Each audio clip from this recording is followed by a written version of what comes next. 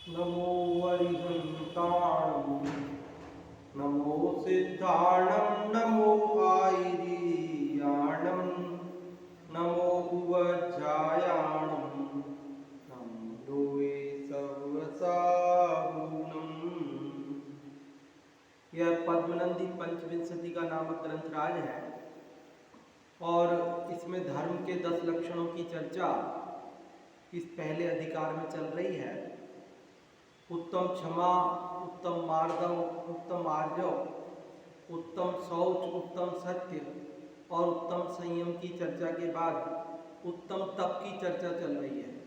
कल हमने उत्तम तप की परिभाषा पढ़ी कि कर्म मल के नाश के लिए ज्ञान नेत्र के द्वारा जो तप किया जाता है उसे तप कहते हैं।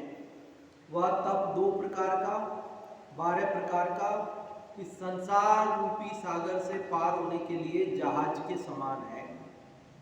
2 प्रकार मतलब अंतरंग बहिरंग और 12 प्रकार मतलब अनशन, अवमोदरित, वृत्ति परिसंख्यान, रस परित्याग, विविक्त, सयासन, कायक्लेश, ये 6 तो बहिरंग और 6 अंतरंग, प्रायश्चित, विनय, वैयावृत्ति, स्वाध्याय, वीक्षण, ध्यान।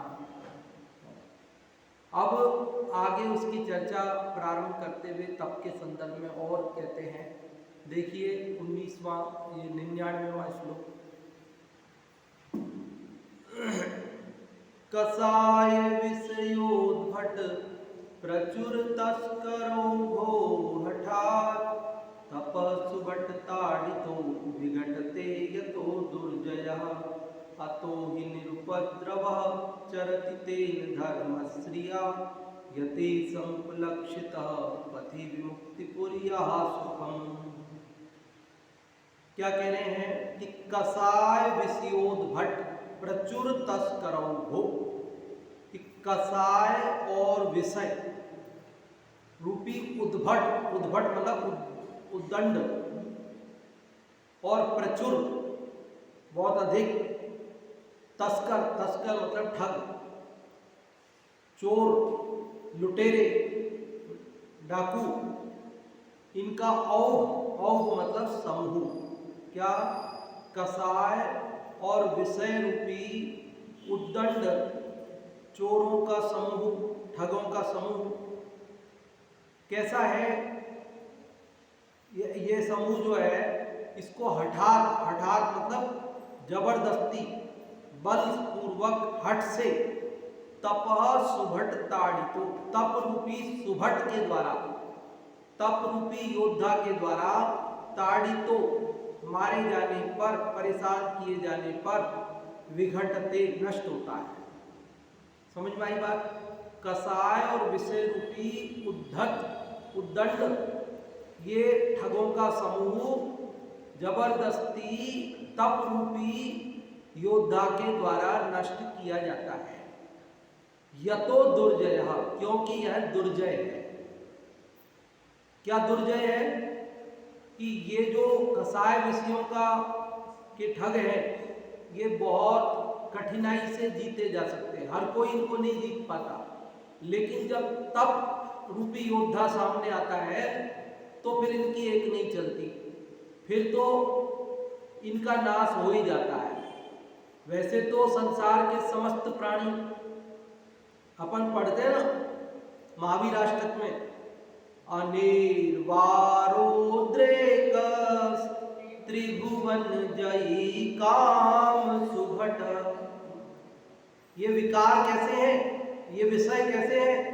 तो कहते हैं इनका अनिर्वार उद्रेक है, 3 लोकों को, ऊर्ध्वलोक, मध्यलोक और अधोलोक में रहने वाले संसारी प्राणियों को इसने जीत रखा है। लेकिन ऐसे काम सुभट को भी, विषय कसाय के परिणाम को भी, हे महावीर स्वामी, आपने बचपन में ही, कुमार अवस्था में ही, जवानी में ही जीत लिया उसको, और खेल खेल में आसानी से जीत लिया। तो ये क्या है कि वैसे तो दुर्जय है, हर कोई इनको जीत नहीं पाता, लेकिन तप के द्वारा इनको आसानी से जीत लिया जाता है।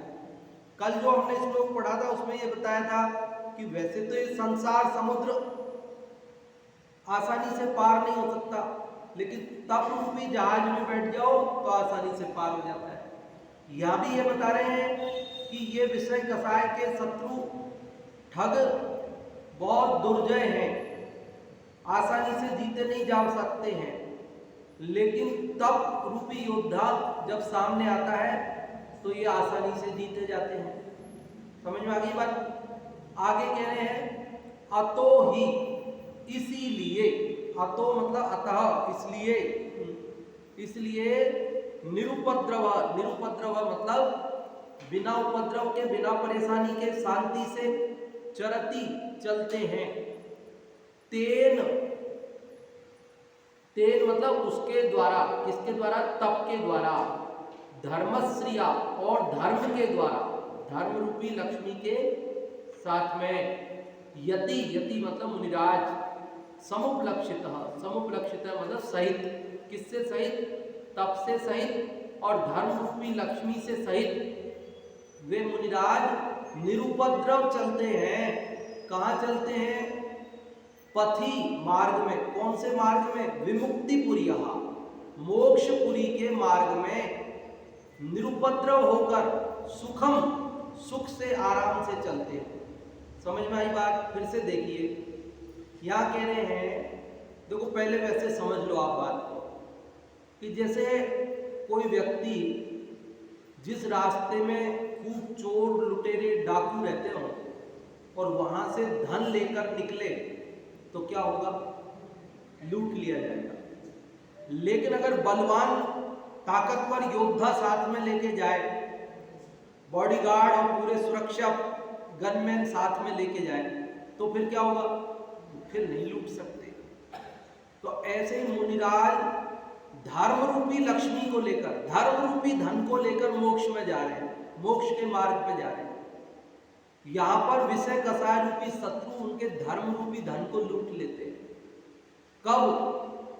यदि उनके साथ में तप रूपी योद्धा बॉडीगार्ड नहीं होवे तो।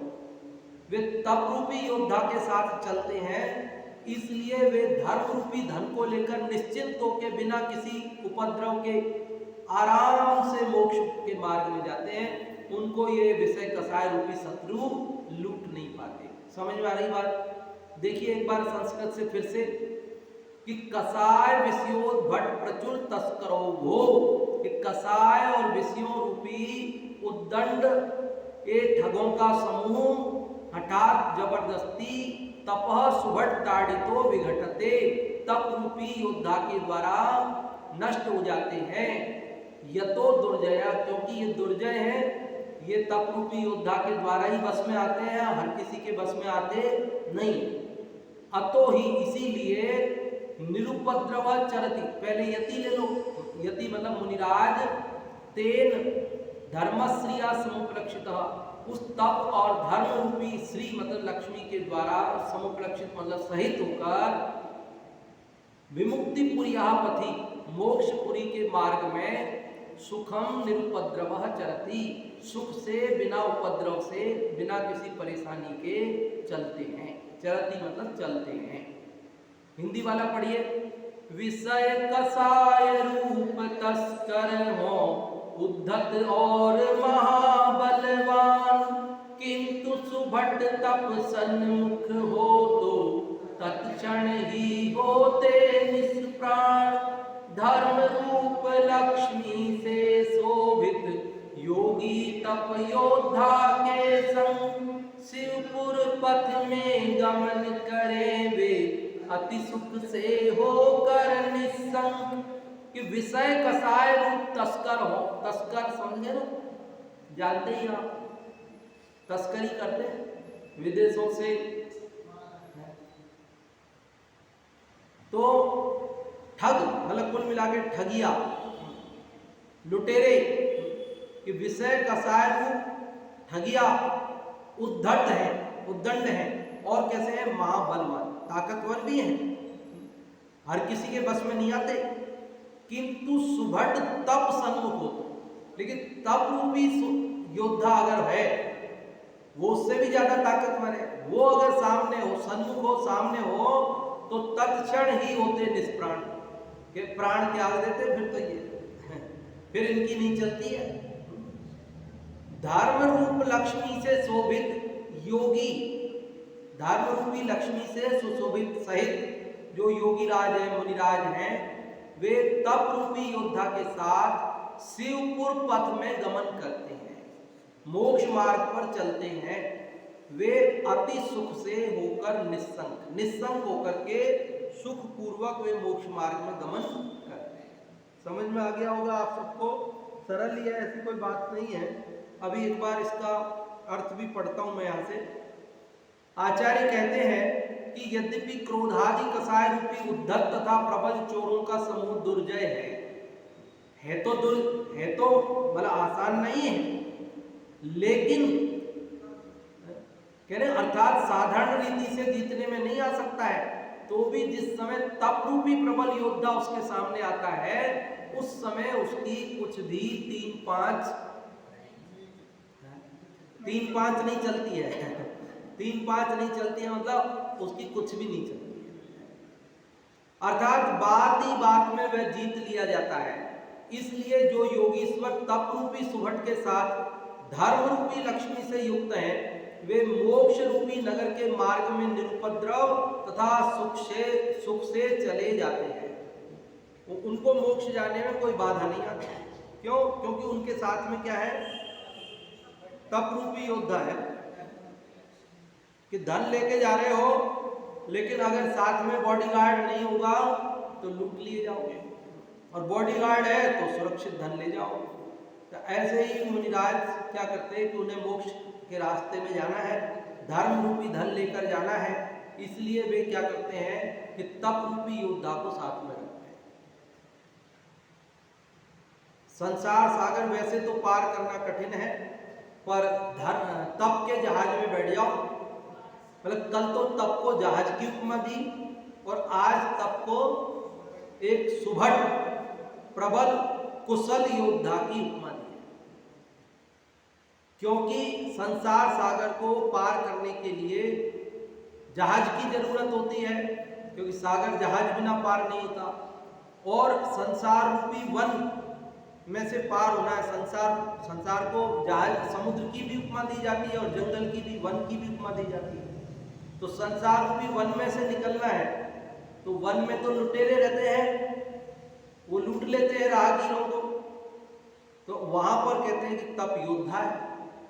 आप समुद्र पार हो गए, जब समुद्र की उपमा दी जाएगी तो जहाज बन जाएगा, और जब आप इसको वन की उपमा दी जाएगी संसार को, तो जहाज वहां पानी का काम नहीं आएगा, तो वहां योद्धा काम आएगा। वहां आपके धन को लूटने नहीं देगा। अब एक और श्लोक है तप के बारे में, उसको भी अपन पढ़ना चाहेंगे। भावार्थ और पढ़ने पहले एक बार भावार्थ पढ़िए। देखिए, जिस प्रकार कोई मनुष्य, देखो बहुत सरलता से बात बता रहे हैं, जिस प्रकार कोई मनुष्य विदेश को निकले और उसके पास लक्ष्मी भी हो, लक्ष्मी मतलब धन, किंतु उसके पास यदि कोई सुभट ना हो, मतलब कोई बॉडीगार्ड वगैरह, कोई अंगरक्षक, कोई उसका मतलब पुलिस वगैरह कोई नहीं है, तो वह बात ही बात में भयंकर डाकुओं से लूट लिया जाता है। परंतु यदि उसके पास थोड़े से भी प्रबल योद्धा होवे, तो उसका डाकू कुछ भी बिगाड़ नहीं कर सकते। अर्थात उन डाकुओं को वे योद्धा तत्काल जीत लेते हैं। उसी प्रकार संसार में विषय कसाय रूपी योद्धा यद्यपि अत्यंत दुर्जय है, तथापि जिस मुनि के पास तप रूपी बल समुदाय है, तो उसका वे विषय कसाय रूप कुछ भी नहीं कर सकते, तथा वे मुनि उपद्रव रहित होकर सुख से मोक्ष को चले जाते हैं। इसलिए मोक्षाभिलाषी मुनियों को तप सबसे प्रिय लगता है। मुनियों को तप क्या लगता है? क्यों प्रिय लगता है? क्योंकि उसके साथ जाते हैं तो मोक्ष मार्ग में आसानी से चले जाते हैं। ये सब उपमाएं हैं। वास्तव में कहने का तात्पर्य यह है कि तप मुक्ति का साक्षात्कार है। तप सा निर्जरा, तप से कर्मों की निर्जरा होती है और मुक्ति होती है। अब वो तो एक उपमाएं दी कि भाई समुद्र है, संसार तो उसमें जहाज है, जंगल है तो वहां डाकुओं से बच बच्चे का ये योद्धा है, ये उपमा है। वास्तव में तो ये बताना चाहते हैं कि तप मुक्ति का साक्षात कारण है, इसलिए तप अवश्य करना चाहिए। तो प्रश्न होता है लोगों का कि साहब आप तप करने की कहते हो, लेकिन तप में तो कष्ट होता है। तप का पहला भेद है अनशन। अब आप कह रहे हो साहब अनशन करो, तो ये तो कष्टदायी लगता है। आप कह रहे हो अवमोदर्य, ऊनोदर, भूख से कम भोजन करो, दिन में एक बार भूख से कम करो। आप कह रहे हो रस परित्याग करो, सही आसन करो, काय क्लेश करो, ये आपका वृत्ति परिसंख्यान तप करो, अटपटी प्रतिज्ञा, आप प्रतिज्ञा विधि नहीं मिली तो क्या होगा, प्रायश्चित्त करो, दोष लग गए तो, स्वाध्याय करो, विनय करो, व्युत्सर्ग करो, ध्यान करो। तो कह रहे इनमें तो कष्ट भाषित होता है। लोगों को क्या लगता है, मतलब अनशन में भूखे रहना पड़ेगा। अभी तो हम अपनी मर्जी के मालिक हैं, मर्जी आए जब मर्जी आए, जो मर्जी आए जहाँ मर्जी आए जैसे खा लेते हैं। और आप कह रहे हो अवमोदर्य कर लो, दिन में एक बार भूख से कम भोजन करना पड़ेगा, ये तो कष्ट है। जब रात्रि भोजन त्याग दिया तो कष्ट है। सूर्यास्त से पहले पहुंचना है, कभी छूट गया, कभी कुछ, तो सब समस्याएं हैं हमारे, तो ये तो कष्ट है। तो उसका उत्तर दे रहे हैं अगले श्लोक में। क्या उत्तर दे रहे हैं? प्रश्न क्या है कि तप में तो कष्ट है, तो कह रहे कष्ट का देखो, मिथ्यात्वादे यदि भविता दुःखमोग्रं तपोभ्यो जातं तस्मादुदककणिकै केव सर्वाभिनीरात् तोकं तेन प्रभवमखिलं त्रच्छ्रलाभ्ये नरत्वे यद्येतर्हि स्खलति तदहो काचते जीविते स्यात्। बहुत मार्मिक बात कह रहे हैं। प्रश्न जो जन सामान्य का, साधारण का, हमारा आपका सबका रहता है कि तप में कष्ट है, तो उसका उत्तर है क्या कह रहे हैं कि मिथ्यात्वादेह, मिथ्यात्व आदि से, यद जो, इह यहाँ इस श्लोक में भविता होते हैं, दुखम दुख, उग्रम भयंकर।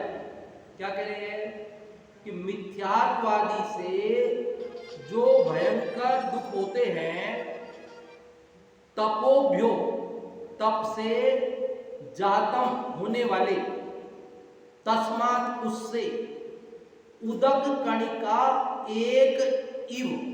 फिर से देखिए, तस्मात उदक कणिका एक इव।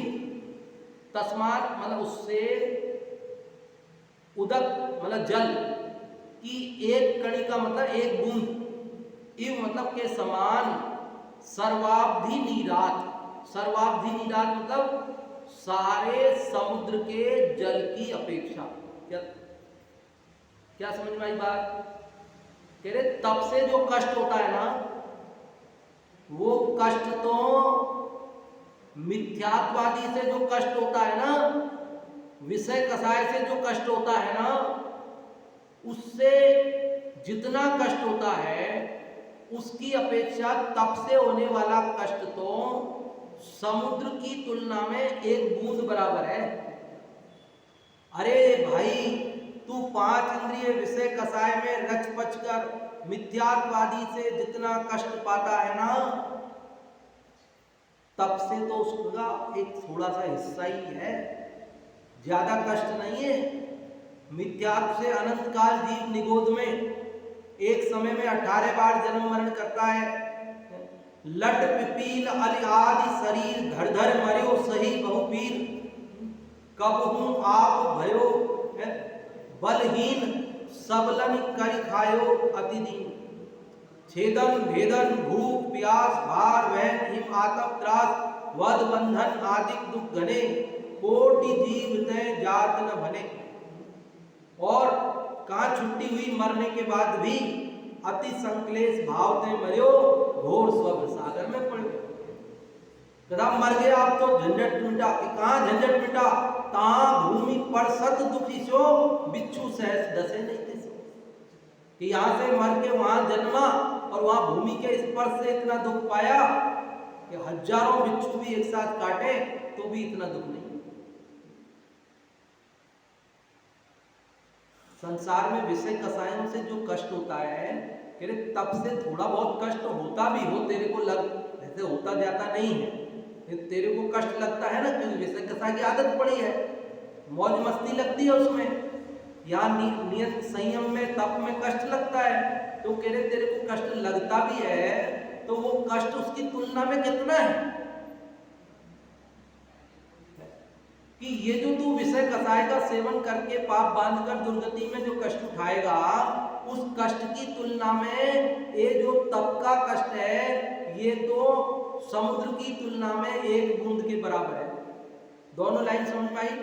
फिर से देखिए, मिथ्यात्वादी से जो यहाँ उग्र दुख होता है, बहुत अधिक दुख होता है, उसकी तुलना में तप से होने वाला, तपोभ्यो जातम, तप से होने वाला सर्वाब्धि नीरात, सारे समुद्र के जल से तस्मात् उदक कणिका एक इव, कि उससे जल की एक बूंद के समान है, उससे ज्यादा कष्ट नहीं। स्तोकम, स्तोक मतलब थोड़ा सा, तप से होने वाला कष्ट कितना है? स्तोकम, स्तोकम मतलब थोड़ा सा, जरा सा है, ज्यादा नहीं है। तेल, और उस तप से क्या होता है, कष्ट तो थोड़ा सा होता है, लेकिन उससे प्रभवम अखिलम, प्रभव मतलब उत्पन्न होते हैं, क्या उत्पन्न होते हैं? अखिल, समस्त सारे गुण उत्पन्न होते हैं। तप से क्षमा, तप से मार्दव, तप से आर्जव, तप से शौच, तप से सत्य, तप से संयम, ये सब सारे गुण, सुख और शांति किससे प्रकट होती है? खाना है तो फिर बनाना पड़ेगा, बनाना है तो बाजार से पहले रॉ मटेरियल लाना पड़ेगा, रॉ मटेरियल लाना है तो पहले पैसे चाहिए, पैसे कमाने पड़ेंगे, पैसे ऐसे ही नहीं आएंगे, कितनी मुश्किल से आते हैं, कमाने वाले जानते ही हैं। तो पहले कमाना पड़ेगा, बनाना पड़ेगा, फिर खाना पड़ेगा। जब तक खाए नहीं तब तक तो आकुलता वैसी रहेगी, और खाते ही दूसरे प्रकार की आकुलता। और फिर कहाँ शांति है बताओ? और जैसे चाय की आदत हो तो होते फजर चूल्हे पे नजर, सुबह होते ही नजर कहाँ जाती है? चाय बनी कि नहीं बनी, क्या हुआ? जगते ही आंख खोले नहीं उसके पहले ही बिस्तर में से ही चाय बन गई क्या? चाय बन गई तो उठे, चाय नहीं बनी तो फिर अभी नहीं उठे, तो अभी दूध नहीं आया तो ठीक है, दूध आने दो, चाय बनने दो, फिर उठेंगे। 8 मिल गए तो बज जाने दो, चाय बनेगी फिर उठेंगे। और जिन्हें कछु नहीं चाहिए, चाय की आदत नहीं है, तो फिर उनको कोई चिंता ही नहीं। लोग कहते हैं साहब हम वैसे तो 4 उपवास करते हैं, पंडित जी बस एक चाय की छूट दे दो आप एक चाय की छूट दे दो बस, फिर 4 उपवास करवा लो हमसे। तो मैंने चाय की छूट देंगे तो उपवास कैसे होएगा? बोल बस चाय पिएंगे, वो भी एक बस सुबह की, और कुछ नहीं, एक चाय बस सुबह की, और फिर बाकी आप कुछ नहीं खाएंगे। एक जना मेरे को सच्ची बात है ऐसा बोला, आप बस पंडित जी मंजन की छूट दे दो, मैं तो 10 उपवास कर दूंगा, बस मंजन की छूट दे दो, 10 उपवास कर दूंगा। 10 मुझे उपवास करने में कोई दिक्कत नहीं, पर मंजन बिना नहीं रहा जाता मेरे से, मैं मंजन करना जरूरी करता। मैंने भाई जो विधि है शास्त्रों में वो तो वही है, हाँ आपको अभ्यास रूप में आपसे जितना निभे उतना करो, वो अलग बात है, पर वो उपवास नहीं है, उसका नाम उपवास नहीं है। क्योंकि नाम उपवास का देंगे तो ये उपवास का स्वरूप बिगड़ जाएगा। इसलिए अभ्यास के बतौर हमसे निवेद जितना हम करें वो अलग बात है, उसका निषेध नहीं है, लेकिन उपवास तो जो विधि है वही है, उसको तो हम बदल नहीं सकते। उसमें कोई छूट देना और नहीं देना हमारे हाथ की बात नहीं है। हमने कोई बनाए थोड़ी नियम है, ये तो जो शास्त्र में लिखा है वो बात के सुनाते हैं। तो यहाँ पर समझ में आ रही बात आपको? क्या कह रहे हैं कि मिथ्यात्वादी से जितने कष्ट होते हैं ना, तप से होने वाला कष्ट तो समुद्र की तुलना में पानी की एक बूंद के बराबर है। कष्ट तो कम थोड़ा सा है और उसका प्रभाव सुख और शांति है। कृच्छ्र लब्धे नरत्वे, कृच्छ्र लब्धे मतलब कष्ट से प्राप्त, कृच्छ्र मतलब कष्ट, लब्ध मतलब प्राप्त, कष्ट से प्राप्त नरत्वे, मनुष्यपना आसानी से मिलता है क्या? दुर्लभ है निगोद से थावर, त्रसगति पानी, नरकाया को सुरपति तर से, सब पता है ना अपने को। तो ये मनुष्य पर्याय कैसी है? बहुत मुश्किल से प्राप्त होती है। तो क्या ये मुश्किल से प्राप्त मनुष्यपना होने पर भी यद्येतर ही स्खलति, यदि इस प्रकार से तुम बिता दोगे, बिना तप के खर्च कर दोगे, तदहो तो का क्षतिर जीव ते स्यात्, हे जीव तेरी क्या क्षति होगी, तेरी क्या हानि होगी, तुझे खबर है? क्या कह रहे हैं कि ये मुश्किल से प्राप्त दुर्लभ मनुष्य भाव यदि यद्येतर ही स्खलति, यदि ऐसे ही बिना तप के ही गंवा दोगे तो तुम्हारी क्या क्षति क्या हानि होगी, क्या तुमको इस बात की खबर है? अगर होती तो बिना तप के जीवन नहीं गंवाते, क्योंकि ये तप तो कहाँ होता है? केवल मनुष्य गति में होता है। तप चाहे सुर राय, करम शिखर को वज्र है, कि ये तप को तो सुरराज देव भी, इंद्र भी चाहते हैं, और वह कर्म रूपी पर्वतों को भेदने के लिए क्या है? वज्र के समान है। कारण कर्म मल विलय हेतु हो, कल पढ़ा कर्म मल के विलय का कारण है। तो ऐसे तप को तो कह रहे क्यों न करे निज सकति सम, तुम अपनी शक्ति के अनुसार करो, लेकिन करो जरूर। तप ज्यादा करना कम करना ये अलग बात है, पर तप करना ये आवश्यक है।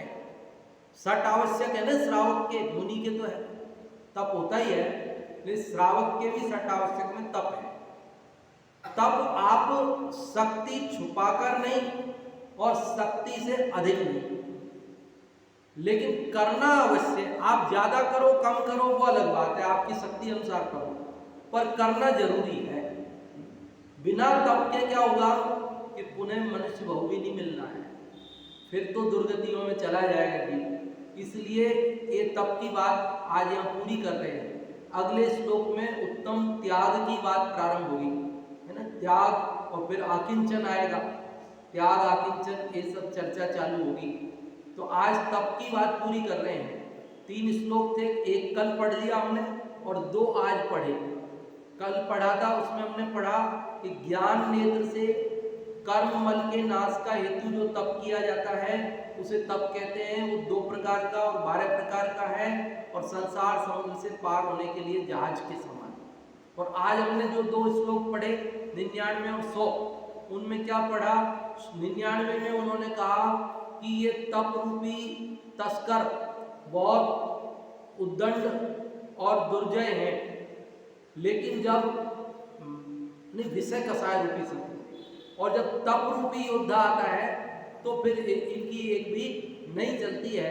इसलिए मुनिराज इस तप रूपी योद्धा के साथ में मुक्ति के मार्ग में निश्चिंत होकर जाते हैं, उन्हें कोई दिक्कत नहीं आती है। कहने का मतलब तप के द्वारा ही मोक्ष मार्ग प्रशस्त होता है। और 100 नंबर में पढ़ा, जो हमारा प्रश्न होता है कि तप में कष्ट है, तो उसका उत्तर दिया कि तप में पहली बात तो कष्ट होता नहीं है, लेकिन अगर तुझे कष्ट लगता है तो वह कष्ट तो विषय कसाय से होने वाले कष्ट की तुलना में जरा केवल इतनी सी तो बात है, एक ही बात है कि एक बार भोजन करना है, एक आसन हो जाएगा। और करने में तो बहुत विकल्प है, नहीं करने में तो एक ही बात है ना। अरे रात्रि में पानी पीते हैं और फिर बार बार नींद खराब होती है, और रात्रि में पानी नहीं पीते हैं तो नींद भी आराम से आती है। तो कष्ट किस में है, बार बार पानी पीने में और नींद खराब करने में है, या आराम से सोने में है? मतलब है ना, काय का कष्ट है? कष्ट तो हमने जिसमें है उसमें कष्ट लग नहीं रहा, और जिसमें कष्ट नहीं है उसमें हमें कष्ट लग रहा है। उसका कारण क्या है कि अनादि से हमको विषय कषाय के सेवन की आदत पड़ी है। तो जो कष्ट है वो कष्ट भाषित नहीं होता, और तप किया नहीं इसलिए वो अपरिचित होने से कठिन लगता है, इसलिए उसमें कष्ट भाषित होता है। वास्तव में तो तप तो द्वादश विधि सुखदाय, क्या कहा? सुखदाय। कैसा है तप? सुख देने वाला है। ये कष्टदाय थोड़ी लिखा तप को। तप को क्या लिखा? सुखदाय है। इसलिए क्यों न करें निज अपनी शक्ति अनुसार करो, पर करो। अपनी शक्ति अनुसार करो, पर करो।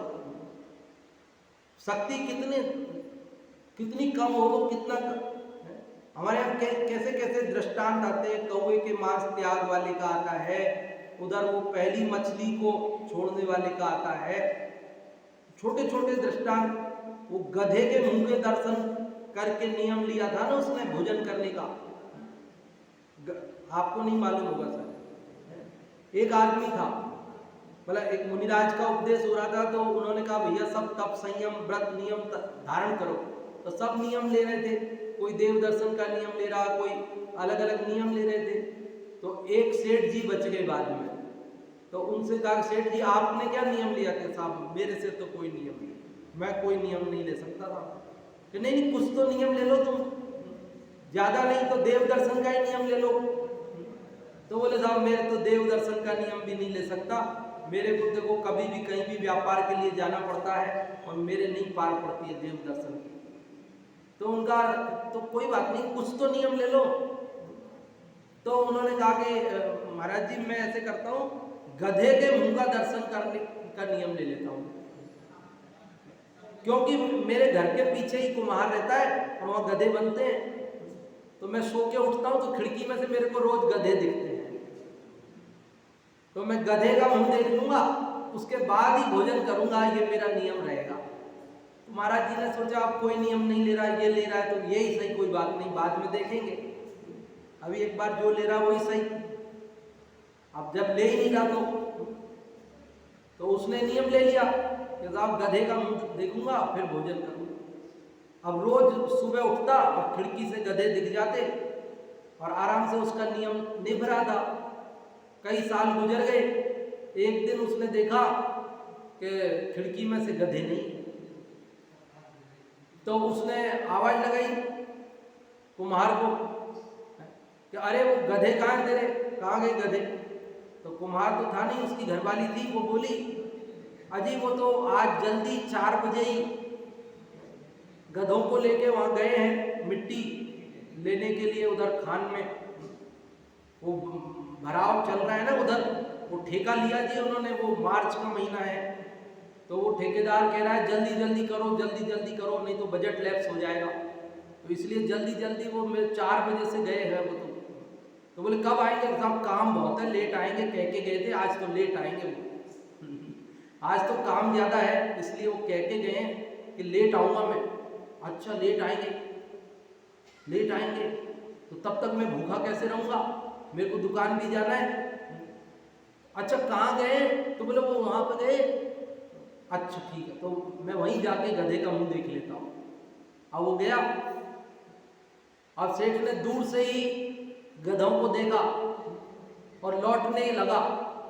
अब उधर जो मिट्टी खोद रहा था कुम्हार, तो वहां पे क्या है कि उसको खोदते खोदते सोने का सिक्कों का भरा हुआ घड़ा निकल गया था। उसने देखा कि सेठ जी लौट रहे हैं, तो सेठ जी से कहा, अरे सेठ जी इधर आओ, कहाँ जा रहे हो, क्यों तो आए और क्यों जा रहे हो। तो सेठ जी ने कहा, देख लिया देख लिया।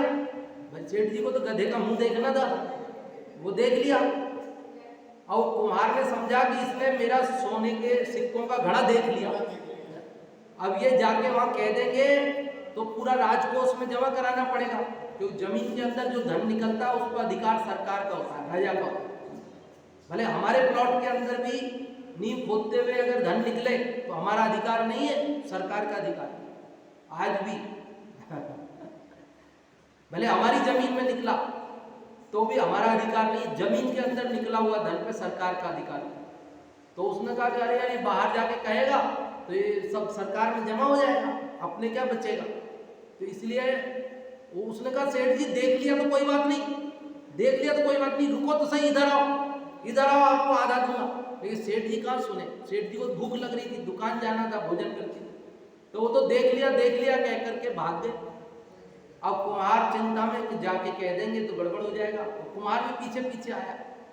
अब वो तो भोजन करने बैठने वाले थे, तो कुम्हार ने कहा कि सेठ जी आपने देख लिया तो ठीक है, कोई बात नहीं, पर आप किसी से कहना मत, या आधा आप लो।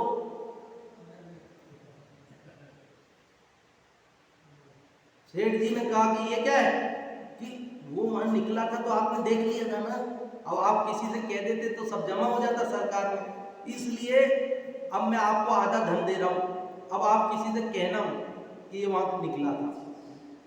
तो सेठ जी सोचने लगे कि मैंने सारी जिंदगी में इतना नहीं कमाया जितना तो आज मुफ्त में मिल गया, और ये गधे के मुंह के दर्शन करने से जो मेरे नियम है उसका फल ये हुआ कि इतना धन मिला जितना मेरे को कमा के भी नहीं मिला। कदाचित मैंने मुनिराज के कहने से देव दर्शन का ही नियम लिया होता, गधे के मुंह के दर्शन से जब इतना मिल सकता है तो मैं देव दर्शन के नियम, जिनेंद्र प्रभु के दर्शन का नियम लेता तो पता नहीं क्या क्या मिलता मेरे को, पता नहीं मेरी कितनी उन्नति होती, मैं तो संसार सागर से पार ही हो जाता। मैंने भूल की जो उस दिन वो नियम नहीं लिया, अब आज से तो मैं देव दर्शन का नियम लेता हूं। तो वो जो गधे के मुंह के दर्शन के नियम से, मतलब छोटे से तप संयम, छोटे से नियम के द्वारा भी जीव अवनति के मार्ग से उन्नति के मार्ग की ओर चल देता है। इसलिए यहाँ कह रहे तप अवश्य करना चाहिए, तप किए बिना अगर समय बिता दिया तो भैया तुम्हारी कितनी हानि होगी, अर्थात दुर्गति में अनंत काल के लिए फिर निगोद आदि में चले जाएंगे, फिर लौट कर आना मुश्किल हो जाएगा। इसलिए कह रहे तप अवश्य करो।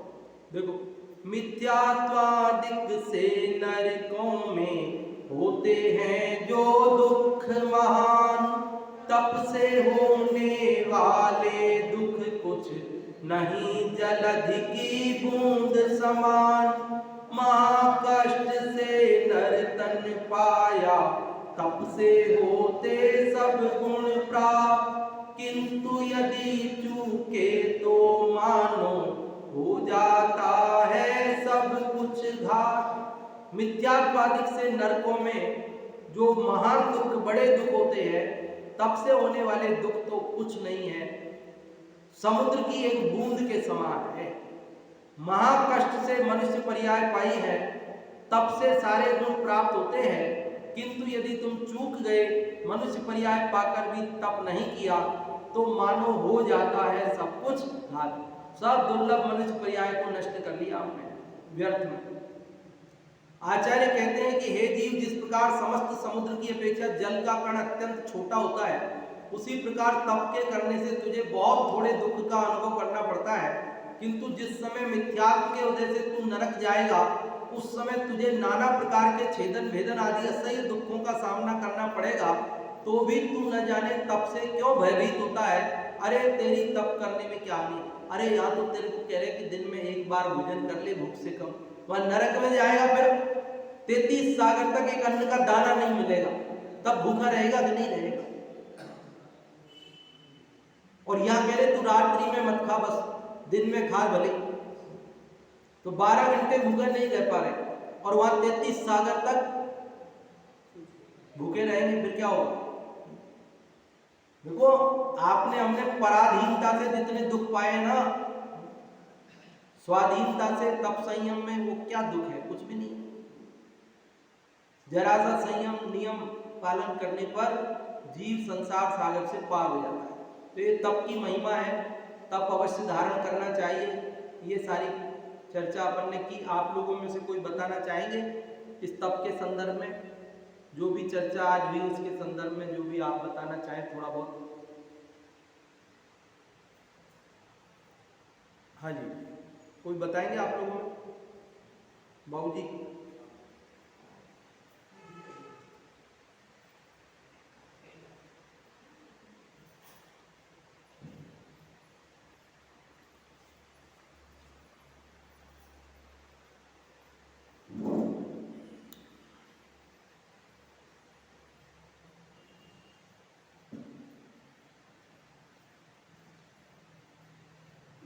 दोनों श्लोक के अंदर तप की महिमा को बताते हैं कि तप करने से हमारे मुनिराजों के जो कसाय रूपी जो चोर होते हैं, वो कसाय रूपी चोर तप से निष्प्राण हो जाते हैं और किसी और